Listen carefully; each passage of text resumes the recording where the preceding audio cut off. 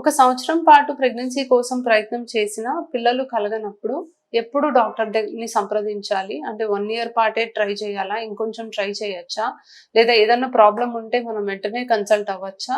So, ఒక fertility ఎక్స్‌పర్ట్‌ని ఎప్పుడు consult అవ్వాలి అనే దాని గురించి డిస్కస్ చేద్దాం. నా పేరు doctor Suma, consultant 49 fertility centre Vijayawada. So, నార్మల్‌గా 1 ఇయర్ పాటు హస్బెండ్, వైఫ్ రెగ్యులర్‌గా కలుస్తే అంటే ఒక వారానికి కనీసం ఒక 2 టైమ్స్ అన్నా హస్బెండ్, వైఫ్ కలిస్తే ప్రెగ్నెన్సీ రావడానికి ఆల్మోస్ట్ 80-90% ఛాన్స్ అనేది ఉంటుంది.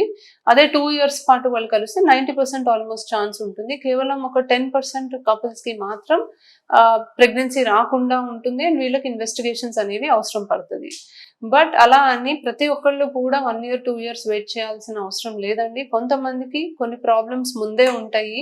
ఇర్రెగ్యులర్ పీరియడ్ ఉండడం కానీ, లేకపోతే చిన్నప్పుడు ఏదైనా ఇన్ఫెక్షన్స్ వచ్చి ఉండడం కానీ, లేకపోతే వాళ్ళకి హెవీ బ్లీడింగ్ అవ్వడం కానీ, సో గర్భసంచికి గానీ, అండాశయాలకి సంబంధించిన ఏ చిన్న ప్రాబ్లమ్ గానీ వాళ్ళు ముందే గుర్తించి ఉంటే, వాళ్ళు కేవలం 6 మంత్స్ మాత్రమే న్యాచురల్‌గా ట్రై చేయాలి. అప్పటికి వాళ్ళకి ప్రెగ్నెన్సీ రాకపోతే ఖచ్చితంగా ఒక డాక్టర్‌ని సంప్రదించాలి. సో, ఇక్కడ మోస్ట్ ఇంపార్టెంట్ ఫ్యాక్టర్ ఏంటి అంటే రెగ్యులర్ ఇంటర్‌కోర్స్ అనేది చాలా ఇంపార్టెంట్ అండి. చాలామంది 2, 3 ఇయర్స్ అవుతది మ్యారేజ్ అయ్యి. బట్ కనీసం ఒక 1 మంత్, 2 మంత్స్, ఒక 6 మంత్స్ కూడా రెగ్యులర్‌గా హస్బెండ్, వైఫ్ కలిసింది ఉండదు. సో, ఇది మనకి చాలా ముఖ్యమైన ఫ్యాక్టర్. మీకు హస్బెండ్, వైఫ్ కలిసి 2 టైమ్స్ అ వీక్ మినిమమ్ కలుస్తున్నారు అంటే తప్ప మీకు ఆ 1, 2 ఇయర్స్ స్పాన్‌లో మీకు ప్రెగ్నెన్సీ వచ్చే అవకాశం ఉండదు. సో, రెగ్యులర్ ఇంటర్‌కోర్స్ అనేది చాలా ఇంపార్టెంట్. చాలా మందికి ఇంటర్‌కోర్స్‌లో వేరియస్ ప్రాబ్లమ్స్ కూడా ఉంటాయి. అవి చెప్పడానికి కూడా వాళ్ళు సందేహిస్తూ ఉంటారు.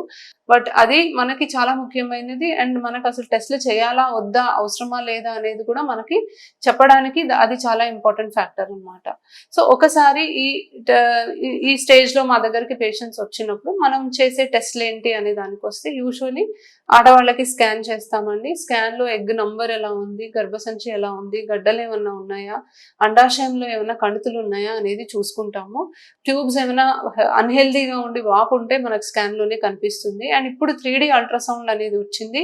ఈ 3D అల్ట్రాసౌండ్‌లో మనకి గర్భసంచిలో చిన్న చిన్న కణుతులున్నా, అడ్డుగోడలున్నా, గర్భసంచి షేప్, సైజ్‌లో ఏదైనా అబ్నార్మాలిటీ ఉన్నా మనం కనిపెట్టడానికి మంచి అవకాశం ఉంటుంది.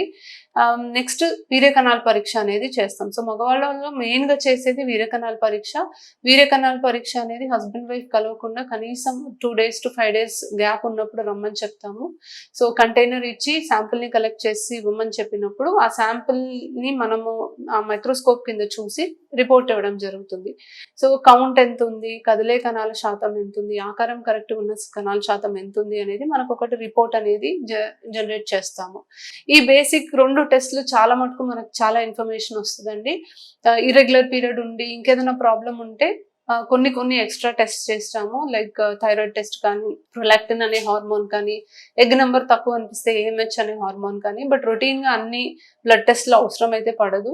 అండ్ ఈ 2 గనక మనకి బానే ఉన్నాయి అనిపిస్తే నెక్స్ట్ ఒక ట్యూబ్ టెస్ట్ కూడా చేయాల్సిన అవసరం ఉంది. సో, ఆడవాళ్ళకి గర్భసంచికి, అండాశయంకి మధ్యలో చిన్న ట్యూబ్స్ అనేవి ఉంటాయి. అండ్ ఇవి తెరుచుకొని ఉంటేనే సహజంగా ప్రెగ్నెన్సీ వస్తది. సో, ఇది తెరుచుకొని ఉందా లేదా టెస్ట్ చేయడానికి హిస్టోసాల్పింగోగ్రామ్ అనే టెస్ట్ కానీ, సలైన్ ఇన్ఫ్యూషన్ సోనోగ్రఫీ అనే టెస్ట్ గానీ చేస్తాము. సో, ఇది చేస్తే దాదాపుగా మనకి ఈ 3 టెస్ట్‌ల ద్వారా వీళ్ళకి ఎటువంటి ప్రాబ్లమ్ ఉంది? వీళ్ళకి నెక్స్ట్ ఏం ట్రీట్మెంట్ అవసరం పడుతుంది? అండ్ ఏ ట్రీట్మెంట్‌కి ఎంత సక్సెస్ రేట్ ఉంది? వీళ్ళ ఏజ్ ఎంత? ఇవన్నీ కంబైన్ చేసుకొని ప్రాబ్లమ్ ఏంటి? మీకు నెక్స్ట్ ట్రీట్మెంట్ ప్లాన్ ఏంటి? అనేది చెప్పడానికి అవకాశం ఉంటుంది. సో, పిల్లలు లేక బాధపడే వాళ్ళు ఎక్కువ ఆలోచించాల్సిన అవసరం లేదండి. చాలా మటుకు చాలా మందికి సింపుల్ మెడికేషన్స్‌తోనే సొల్యూషన్స్ అనేవి దొరుకుతాయి. కాకపోతే ఎర్లీగానే వాళ్ళు అప్రోచ్ అయ్యి ఎర్లీగానే వాళ్ళ ప్రాబ్లమ్ తెలుసుకోగలిగితే లేట్ చేసే కొద్దీ మీకు ట్రీట్మెంట్ ఆప్షన్స్ తగ్గుతాయి. And at the same time మీకు సక్సెస్ రేట్స్ కూడా తగ్గుతూ వస్తుంది. Thank you.